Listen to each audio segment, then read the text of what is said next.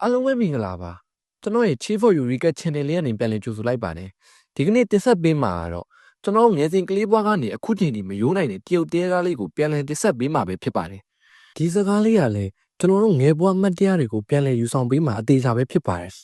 ဒါကြောင့်မို့ကျွန်တော်ရဲ့ YouTube Channel လေးကို Like and Subscribe မလုပ်အပ်သေးရင်ပြုလုပ်ပေးကြပါဦးခင်ဗျဇလန်ရဲ့အစမှာတော့မန်ထိုင်ယာဖုတ်ကောင်လေးကိုအမွှေးတိုင်နဲ့ပူဇော်နေခဲ့ပါတယ်အဆိုပါချိန်မှာပဲအခေါင်းတစ်ခုကအမွှေးတိုင်ဟာထူးဆန်းစွာနဲ့အခေါင်းလေးကိုဝင်ခဲ့တာကြောင့်မန်ထိုင်လည်းအဆိုပါအခေါင်းကိုဖွင့်ကြည့်လိုက်ချိန်မှာပဲဖုတ်ကောင်တစ်ကောင်ဟာထွက်လာခဲ့ပါတယ်ဒီလိုနဲ့အခေါင်းပြင်မှာရှိနေတဲ့ဖုတ်ကောင်ရဲ့အရေးရက်ကိုရေးကြည့်တော့လေအကုန်လုံးကရှိနေခဲ့ပါတယ်အဲ့ဒီနောက်ဖုတ်ကောင်ဟာမန်ထိုင်ရဲ့နောက်ကနေတိုက်ခိုက်မယ်အလုံးမှာပဲမန်ထိုင်ရဲ့လက်ထဲမှာရှိနေတဲ့မော်မန်ကြောင့်ဖုတ်ကောင်ဟာကြောက်သွားခဲ့ပါတယ်ဒီလိုနဲ့မန်ထိုင်လည်းမှန်နဲ့ဖုတ်ကောင်ကိုခြောက်လန့်ခဲ့ပြီးဖုတ်ကောင်ကလည်းမှန်ကိုရှောင်ကမန်ထိုင်ကိုပြန်လဲတိုက်ခိုက်ခဲ့ပါတယ်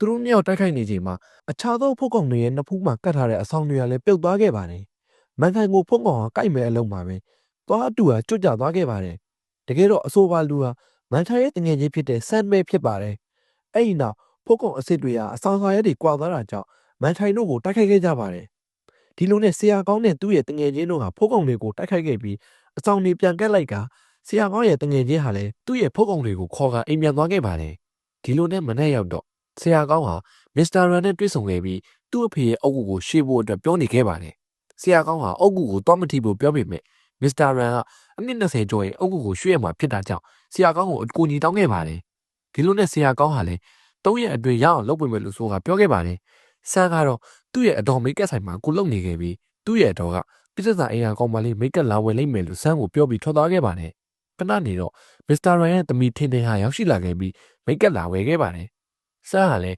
မစ္စတာရန်ရဲ့သမီးကိုပြစ်သက်သာအင်္ဂါကောင်မလေးထင်တာနဲ့ဒီလိုလှုပ်လာတာကြာပြီလားလို့မေးတော့ကောင်မလေးကလည်းသူဒီမိတ်ကပ်အလုပ်ကိုရှင်းနှစ်လောက်ကလေးလှုပ်လာတာဖြစ်ကြောင်းပြောပြခဲ့ပါတယ်။ကောင်မလေးကလည်းသူမျိုးကတင်လာတဲ့မိတ်ကပ်ပညာတွေကိုဒီကမိန်းကလေးတွေကိုတင်မေးခြင်းနဲ့ပြောတော့ဆန်ကလည်းပြစ်သက်သာအလုပ်ထင်လားမိဘသားမေးလောက်ပါလားဘာလို့သူများတွေကိုပါလှုပ်ခိုင်းရတာလဲတော်ပြီမင်းတို့လူမျိုးကိုဈေးမရောက်နိုင်ဘူးလို့ဆိုတာနှိထုတ်ခဲ့လိုက်ပါတယ်။ထိုအချိန်မှာပဲမန်ထိုင်ရရောက်ရှိလာခဲ့ပြီးထင်တင်ကိုနှုတ်ဆက်လိုက်တာကြောင့်ဆန်ကမိယုံရင်းကိုရောက်ဘူးတာလားမေးတော့မန်ထိုင်ရလည်းမရောက်ဘူးလို့ပြောခဲ့ပါတယ်။အဲ့ဒါလည်းသူနဲ့သိရလားမေးတော့မန်ထိုင်ရလည်းသိတယ်။သူကမစ္စတာရန်ရဲ့သမီးလေလို့ပြောတော့ကောင်မလေးဟာယုံရင်းကဘာလဲမေးတော့မန်ထိုင်ကယုံရင်းဆိုတာဆောင်းကြမ်းလိုင်းလို့ပြောလိုက်တာကြောင့်ကောင်မလေးကလည်းဒေါသဆောက်သွားကဆန်းကိုပါရိုက်ပြီးထွက်သွားခဲ့ပါတယ်။ဒီလိုနဲ့နောက်နေ့မနေ့ရောက်တော့မစ္စတာရန်ရဲ့အဖေအုပ်ကူကိုတူးဖို့အတွက်ဆရာကောင်းတို့ဟာပြင်ဆင်နေကြပါတယ်။မစ္စတာရန်ကဒီနေရာကအလောင်းအတွက်နေရာကောင်းတယ်လို့ဘေးရင်ဆရာဟောတယ်ဖြစ်ကြောင်းပြောတော့ဆရာကောင်းကလည်းဟုတ်တယ်ဒီနေရာကပစိမ်းရည်ခွဲနေရာဖြစ်တာကြောင့်ကောင်းတယ်ဒါပေမဲ့အလောင်းကိုအလျားလိုက်မြုပ်လို့မရဘူးတောင်းလိုက်မြုပ်ရမှလို့ပြောခဲ့ပါတယ်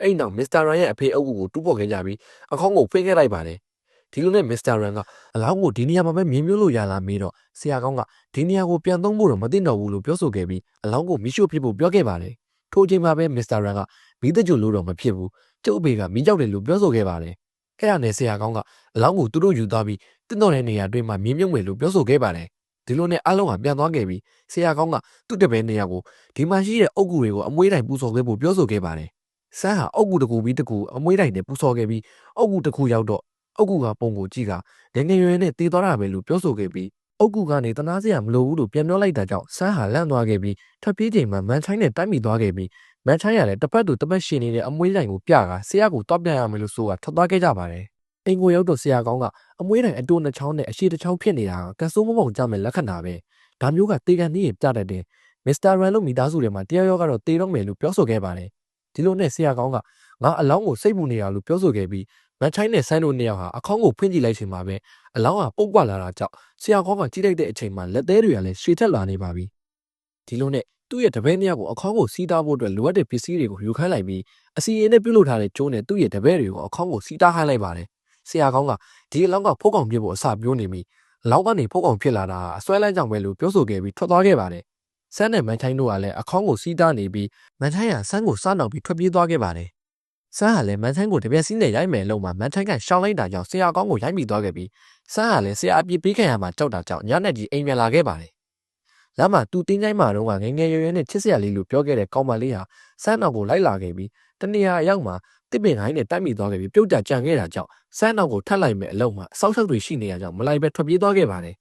ဒီလိုနဲ့ညရောက်တော့အခေါင်းကလှုပ်လာခဲ့ပြီးအထက်ကပုတ်ကောင်ကလည်းအပြင်ကိုထွက်ဖို့ကြိုးစားခဲ့ပါတယ်ဒါပေမဲ့အစီရင်နဲ့စီးထားတဲ့စီးရီကြောင့်ထွက်မရဖြစ်နေခဲ့ပါတယ် ဆရာကောင်းကလည်းအတန်ကြားနဲ့ထကြည့်လိုက်တော့အခေါင်းကဘာမှမဖြစ်ပဲမချိုင်းကအဲ့ကျန်းတာကြောင့်ဘေးမှာရှိတဲ့ဆင်းကပြိုကျတဲ့အတန်ပဲဖြစ်နေခဲ့ပါတယ်ဒီလိုနဲ့မနဲ့ရောက်တော့မစ္စတာရန်နဲ့တူဖြစ်တဲ့ဗိုလ်ကြီးဝေဟာသူ့ကိုမစ္စတာရန်ရဲ့သမီးနဲ့လက်ထပ်ပေးဖို့ပြောဆိုနေခဲ့ပြီးအဆိုပါချိန်မှာပဲဆရာကောင်းတို့ကရောက်ရှိလာခဲ့ပါတယ်ဆရာကောင်းနဲ့မစ္စတာရန်တို့ကစကားပြောဖို့အတွက်အိမ်မော်ကိုတက်သွားခဲ့ကြပါတယ်ဆန်းဟာမစ္စတာရန်ရဲ့သမီးထင်တဲ့ကိုဟိုတနေ့ကနားလည်မှုလဲသွားတဲ့အတွက်တောင်းပန်နေခဲ့ပြီးဗိုလ်ကြီးဝေကရောက်ရှိလာခဲ့ကသူ့ညမဘေးမှာမနေနဲ့ဆိုပြီးမန်ချိုင်းနဲ့ဆန်းတို့ကိုမောင်းထုတ်လိုက်ပါတယ်ဒီလိုနဲ့မန်ချိုင်းနဲ့ဆန်းတို့ဟာဗိုလ်ကြီးဝေကိုပညာပြဖို့အတွက်လှုပ်လိုက်ပါတော့တယ်ဗိုလ်ကြီးဝေရဲ့သမင်မွေးကိုမန်ချိုင်းကနှုတ်ယူခဲ့ပြီးအဆောင်စာရွက်ထဲမှာလိတ်ကမျိုးချခဲ့ပါတယ်အဲ့ဒီနောက်ဗိုလ်ကြီးဝေဟာမန်ချိုင်းလို့သူတို့ပုံစံတူတွေလိုက်လုပ်ခဲ့ပြီးဗိုလ်ကြီးဝေကိုအဆက်ခွဲခဲ့ပါတယ်အဲ့ဒီနောက်ဆရာကောင်းဟာရောက်ရှိလာခဲ့ပြီးပညာကိုရှောက်သုံးတဲ့မန်ချိုင်းနဲ့ဆန်းကိုဆုံးမပါတော့တယ်နောက်တစ်နေ့ညမှာတော့ဖုတ်ကောင်ရဲ့ဆွမ်းအားကကြီးမားလာတာကြောင့်စီးတတ်ထားတဲ့အကောင်လည်းပေါက်သွားခဲ့ကဖုတ်ကောင်ကလွတ်သွားခဲ့ပါတယ်ဒီလိုနဲ့ဖုတ်ကောင်ဟာမစ္စတာရန်ရဲ့အိမ်ကိုရောက်ရှိသွားခဲ့ပြီးမစ္စတာရန်ကိုတတ်သွားခဲ့ပါတယ်မနေ့ရောက်တော့ဈေးထဲမှာမစ္စတာရန်တည်ဆုံးသွားပြီဆိုတဲ့သတင်းကိုဆရာကောင်းတို့ကသိသွားခဲ့တာကြောင့်မစ္စတာရန်ရဲ့အိမ်ကိုတွားရောက်ခဲ့ကြပါတယ်အလောင်းကိုဆရာကောင်းကတစ်ချက်ကြည့်လိုက်ပြီးသူ့ရဲ့တပည့်နှစ်ယောက်ကိုအိမ်ပြန်ပြီးအလောင်းရှိမရှိစစ်ဆေးခိုင်းလိုက်ပါတယ်မစ္စတာရန်ရဲ့တပည့်တစ်ယောက်ကဗိုလ်ကြီးဝေကိုမစ္စတာရန်ကဘလို့တည်သွားတာလဲမေးတော့ဗိုလ်ကြီးဝေကတနက်ပြစ်ခံရတယ်လို့ပြောဆိုခဲ့ပါတယ်ဆရာကောင်းကတနက်ပြစ်ခံရတာမဟုတ်ဘူးကျုပ်ထင်တာတော့လက်သေးနဲ့ကုတ်ဖက်တက်ခံရတယ်လို့ပြောဆိုခဲ့ပြီးဗိုလ်ကြီးဝေကဆရာကောင်းရဲ့လက်သေးတွေကိုမြင်သွားခဲ့တာကြောင့်ဆရာကောင်းကိုတရားခံအဖြစ်ဖမ်းသွားခဲ့ကြကမစ္စတာရန်ရဲ့အလောင်းကိုလည်းရဲစခန်းကိုယူဆောင်သွားခဲ့ပါတယ်ဒီလိုနဲ့ဆန်းနဲ့မန်ထိုင်းတို့ကရောက်ရှိလာခဲ့ပြီးအလောင်းကမရှိတော့ကြောင်းဆရာကောင်းကိုပြောခဲ့တာကြောင့်ဆရာကောင်းဟာဆန်းကိုဒီနေ့ညပစ္စည်းအစုံယူပြီးစခန်းကိုလာခဲ့ဖို့ပြောလိုက်ပါတယ်စခန်းလည်းရောက်တော့ဆရာကောင်းကိုအချုပ်ခန်းထဲမှာထည့်ထားခဲ့ပြီးဗိုလ်ကြီးဝေတို့ကလည်းအခန်းထဲကိုဝင်သွားခဲ့ကြပါတယ်ဒီလိုနဲ့ဆန်းဟာရောက်ရှိလာခဲ့ပြီးဆရာကောင်းမှထားတဲ့အတိုင်းအလောင်းကိုထိမှုအတွက်ပစ္စည်းတွေယူလာခဲ့ပါတယ်ခဏအကြာတော့အလောင်းကဖုတ်ကောင်အပြည့်ထပ်လာခဲ့တာကြောင့်ဆရာကောင်းကဖုတ်ကောင်ကိုအဆောင်စာရွက်နဲ့ကတ်ခိုင်းလိုက်ပါတယ်ဒီလိုနဲ့ဆန်းဟာဖုတ်ကောင်ကိုအဆောင်စာရွက်နဲ့ကတ်ဖို့သွားတဲ့အချိန်မှာပဲဆန်းနဲ့ဖုတ်ကောင်တို့ကတိုက်ခိုက်ခဲ့ကြပြီးဖုတ်ကောင်ကိုအဆောင်စာရွက်နဲ့ကတ်လိုက်ပါတော့တယ်အဲ့ဒီနောက်ဗိုလ်ကြီးဝေတို့ကအတန်တွေကြားတာကြောင့်ထွက်လာခဲ့ကြပြီးဖုတ်ကောင်ကိုဂရင်းမော်ကိုပြန်တင်လိုက်ပါတယ်ဗိုလ်ကြီးဝေကဆန်းကိုတွေးလိုက်တာကြောင့်သူ့ရဲ့တပည့်နှစ်ယောက်ကိုအခန်းထဲပြန်ဝင်ခိုင်းပြီးဘာအတန်ကြားကြမဖွင့်ပေးနဲ့လို့ပြောလိုက်ပါတယ်ဒီလိုနဲ့တနက်ကိုထုတ်လိုက်ပြီးအဆောင်စာရွက်ကိုကင်တာဆရာကောင်းကမခွာနဲ့လို့ပြောလိုက်ပြီးမြဲဗိုလ်ကြီးဝေကခွာလိုက်ပါတယ်ဒီလိုနဲ့ဖုတ်ကောင်ကပြန်ထလာခဲ့ပြီးဆန်းနဲ့ဗိုလ်ကြီးဝေတို့ကိုတိုက်ခိုက်ခဲ့ကြပါတယ်အဲ့လိုနဲ့ဗိုလ်ကြီးဝေကဆရာကောင်းကိုအချုပ်ခန်းထဲကထုတ်ဖို့အတွက်ဆရာကောင်းကိုအချုပ်ခန်းတော့ကိုလှမ်းပစ်ပေးလိုက်ပါတယ်အဲ့ဒီနောက်ဖုတ်ကောင်ကဆရာကောင်းအချုပ်ခန်းဘက်ကိုရောက်ရှိလာခဲ့ပြီးဆန်းနဲ့ဗိုလ်ကြီးဝေကိုအသက်အောက်ခိုင်းလိုက်ပါတယ်အဆိုပါချိန်မှာပဲဖုတ်ကောင်ကဗိုလ်ကြီးဝေတို့ကိုရုတ်တရက်မတိုက်ခိုက်တော့ပဲရပ်သွားခဲ့ပါတယ်ဆရာကောင်းတို့လည်းနောက်ဆုံးအသက်အောက်မခိုင်းနိုင်တော့တာကြောင့်ဗိုလ်ကြီးဝေကိုလှမ်းတို့လိုက်ပြီးဗိုလ်ကြီးဝေလည်းလက်ပြီးអော်လိုက်တာကြောင့်ဖုတ်ကောင်ကဗိုလ်ကြီးဝေကိုလိုက်တိုက်ခိုက်ခဲ့ပါတယ်ဒီလိုနဲ့ဆရာကောင်းကအချုပ်ခန်းထဲကနေထွက်လာခဲ့ပြီးဆန်းနဲ့အတူဖုတ်ကောင်ကိုတိုက်ခိုက်ခဲ့ကြခါမီးရှို့ခဲ့လိုက်ကြပါတယ်မန်ထိုင်းကတော့မစ္စတာရန်တို့အိမ်မှာထင်းထင်းတို့ကိုကောက်ွယ်ဖို့စောင့်နေခဲ့ပါတယ်ခဏကြာမှတော့ဖုတ်ကောင်ဟာရောက်ရှိလာခဲ့ပြီးမန်ထိုင်းနဲ့ထင်းထင်းတို့ကိုတိုက်ခိုက်ခဲ့ပါတယ်မန်ထိုင်းတို့လည်းအိမ်မော်ကိုတက်ပြေးခဲ့ပြီးအဝိဗီယိုထဲမှာအသက်အောင်ပြီးပုံအောင်နေခဲ့ရပါတယ်ခဏကြာတော့ဖုတ်ကောင်သွားပြီးအထင်းနဲ့တပ်ပြင်းကြားလိုက်တဲ့အချိန်မှာပဲဖုတ်ကောင်ဟာပြန်လည်ရောက်ရှိလာခဲ့ပြီးအသက်ပြအောင်လိုက်ရပါတယ်ဒီလိုနဲ့ထင်းထင်းကိုမန်ထိုင်းကသူ့မှာပါတဲ့ဝက်လုံးနဲ့အပြင်ကိုလေးပြန်ထုတ်ခိုင်းခဲ့ပြီးမန်ထိုင်းကလည်းသူ့အလဲရောက်တော့ဖုတ်ကောင်တက်တဲ့လေးထိုးလိုက်မိတာကြောင့်ဖုတ်ကောင်ဟာဝက်လုံးကိုတိုက်ခိုက်ခဲ့ပါတယ်မန်ထိုင်းလည်းအသက်ပြန်အောက်ခဲ့ရပြီးနောက်ဆုံးမှမခံနိုင်တော့တာကြောင့်သူ့မှာပါတဲ့နားကျက်တောင်နဲ့ဖုတ်ကောင်ရဲ့နှာခေါင်းကိုထိုးလိုက်တာကြောင့်ဖုတ်ကောင်လည်းရက်သွားခဲ့ပါတယ်ခဏကြာတော့ဖုတ်ကောင်ကနှာချီလိုက်တာကြောင့်နှာခေါင်းမှာရှိနေတဲ့နားကျက်တောင်ဟာပြုတ်ကျသွားခဲ့ပြီးမန်ထိုင်းတို့ကိုတိုက်ခိုက်ခဲ့ပါတယ်ဒီလိုနဲ့ဆရာကောင်းနဲ့ဆန်းတို့ရောက်ရှိလာခဲ့ပြီးဖုတ်ကောင်ကိုတိုက်ခိုက်ခဲ့ကြပါတယ်အဲ့နောက်ဖုတ်ကောင်ဟာမန်ထိုင်းရဲ့လက်နှစ်ဖက်ကိုလက်သေးရည်နဲ့ခုချစ်ထားခဲ့တာကြောင့်ဆရာကောင်းနဲ့ဆန်းတို့ကမန်ထိုင်းကိုဖုတ်ကောင်လက်ကနေလွတ်ဖို့အတွက်ကြိုးစားခဲ့ပြီးနောက်ဆုံးမှာအစီရင်နဲ့လှုပ်ထားတဲ့ကြိုးရည်နဲ့ထောက်ချောင်းစင်ပြီးပြန်လည်တိုက်ခိုက်ခဲ့တာကြောင့်ဖုတ်ကောင်ကကြောက်လန့်ပြီးထွက်ပြေးသွားခဲ့ပါတယ်မန်ထိုင်းကဖုတ်ကောင်တိုက်ခိုက်တာခံခဲ့ရတာကြောင့်ဖုတ်ကောင်အပြစ်ပြောင်းလဲသွားမှဆိုတာကြောင့်ဆရာကောင်းကကောင်းချင်းဆန်နဲ့ကုပေးခဲ့ပြီးထင်းထင်းကိုလည်းဆရာကောင်းတို့အိမ်ကိုခေါ်သွားခဲ့ပါတယ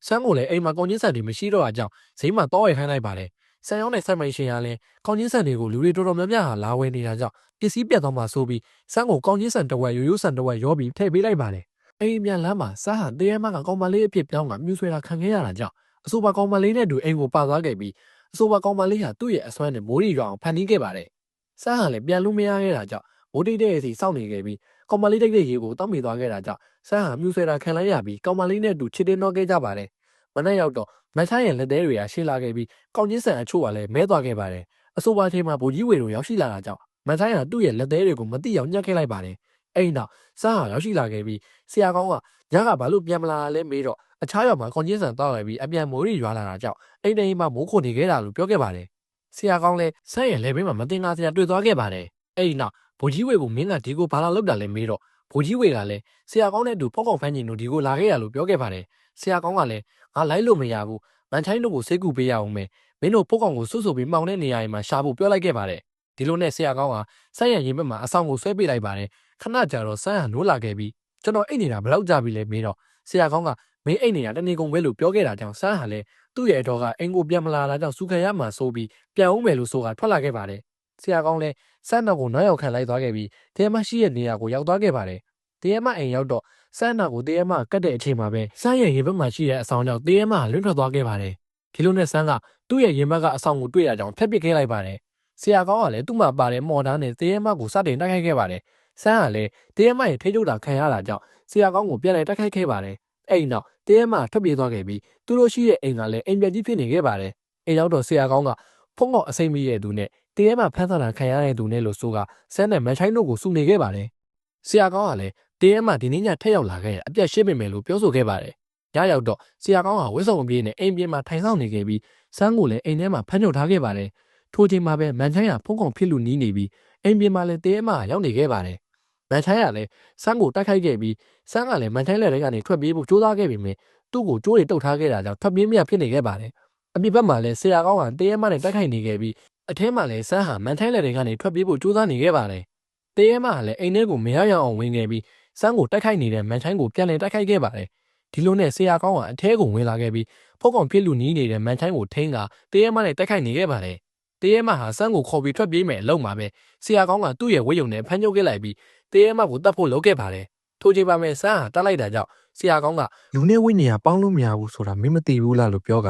ဆန်းကိုဒီကိစ္စကိုမင်းပဲဖြေရှင်းလိုက်တော့လို့ပြောခဲ့ပါတယ်ဆန်းဟာလည်းတဲရဲမကိုလွတ်ပေးလိုက်ပါတယ်ဆရာကောင်းလည်းမန်ထိုင်းကိုတတိယသွားပြီးအိမ်ထဲကိုဝင်သွားခဲ့ကမန်ထိုင်းကိုဖမ်းချုပ်လိုက်ပြီးဒီလောက်ကောင်းချင်းဆန်တွေကျွေးတာဘာလို့မတက်တရလဲလို့ဆိုကဆန်တွေကိုစစ်စစ်ကြည့်လိုက်တော့ဆန်တွေဟာရောထားတာကိုတတိထားမိခဲ့ပါတယ်အဲ့ဒီနောက်ထင်းထဲကိုဆန်အရောတွေကိုဖယ်ခိုင်းလိုက်ပြီးဆန်ဟာမန်ထိုင်းရဲ့ထွက်နေတဲ့အဆွဲတွေကိုဖြတ်ပေးနေခဲ့ပါတယ်အဆိုပါအချိန်မှာပဲဗိုလ်ကြီးဝေတို့ဟာရောက်ရှိလာခဲ့ပြီးဖုတ်ကောင်ပြန်လာကြောင်းဆရာကောင်းကိုလာရောက်ပြပြခဲ့ပြီးဆရာကောင်းဟာလည်းပရင်းပေါက်တွေကိုအကုန်ပိတ်ခိုင်းကအပြင်ဘက်မှာကောင်းချင်းဆန်တွေကိုဖျက်လိုက်လိုက်ပါတယ်ဒီလိုနဲ့ဆရာကောင်းကဗိုလ်ကြီးဝေနဲ့လိုက်သွားခဲ့ပြီးလူတစ်ယောက်ကဖုတ်ကောင်အကိုက်ခံထားရတာကြောင့်ချက်ချင်းမီးရှို့ခိုင်းလိုက်ပါတယ်မန်ချိုင်းတို့ကလည်းဆရာကောင်းမှာထားတဲ့အတိုင်းတကားတွေကိုပိတ်ပြီးကောင်းချင်းဆန်တွေကိုအပြင်မှာဖျက်နေခဲ့ပါတယ်ခဏကြာတော့ဆန်းကဆရာပြန်ရောက်လာပြီးထင်တယ်တကားတော့ဖွင့်ပေးလိုက်လို့မန်ချိုင်းကိုပြောဆိုခဲ့ပါတယ်ဒီလိုနဲ့ဆရာကောင်းမဟုတ်ပဲဖုတ်ကောင်ဖြစ်နေခဲ့တာကြောင့်မန်ချိုင်းတို့ကအိမ်ထဲကိုပြေးဝင်သွားကြပြီးဖုတ်ကောင်ဝင်လို့မရအောင်ရှိသမျှတကားတွေကိုလိုက်ပိတ်နေခဲ့ပါတယ်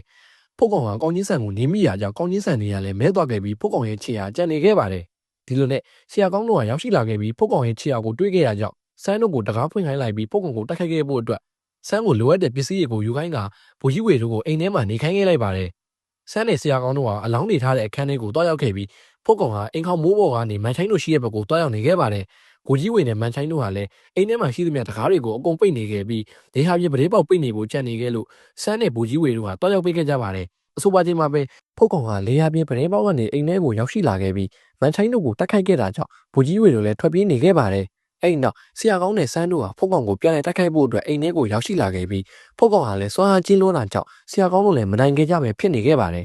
နောက်ဆုံးမှာဆရာကောင်းကဖုတ်ကောင်ကိုကောင်းချင်းဆန်နဲ့ပတ်လိုက်ပြီးတိုက်ခိုက်ခဲ့ပါတယ်အဲ့နောက်ဆရာကောင်းရဲ့တငယ်ချင်းဟာသူ့ရဲ့ဖုတ်ကောင်တွေနဲ့တူရောက်ရှိလာတာကြောင့်သူ့မှာပါလာတဲ့ဖုတ်ကောင်တွေကိုအမိန်ပေးပြီးတိုက်ခိုက်ခိုင်းခဲ့ပါတယ်အဆိုပါဖုတ်ကောင်တွေလည်းမနိုင်တော့တာကြောင့်ဆရာကောင်းနဲ့ဆန်းတို့ဟာဖုတ်ကောင်ကိုဖမ်းချုပ်ပြီးသူ့မှာရှိတဲ့အစိမ့်ငွေတွေကိုထုတ်ခိုင်းလိုက်ပါတယ်ဒီလိုနဲ့ဟောမှာရှိတဲ့မီးဆိုင်ကိုဖုတ်ကောင်ပေါ်ဆွဲချခဲ့ပြီးဖုတ်ကောင်ကြီးကိုမီးရှို့ခဲ့တာကြောင့်မီးလောင်ကျွမ်းပြီးနောက်ဆုံးမှာအနိုင်ယူခဲ့ကဇလန်းလေးကလည်းပြီးဆုံးသွားခဲ့ပါတယ်ယခုကျွန်တော်တင်ဆက်ပေးသွားတဲ့ဇလန်းလေးကိုကြိုက်နေတဲ့တယ်ဆိုရင်ကျွန်တော်ရဲ့ YouTube Channel လေးကို Like and Subscribe လုပ်ပြီးနောက်တဲ့ဗီဒီယိုတွေကိုစောင့်မျှော်ကြည့်ရှုပေးကြပါဦးခင်ဗျ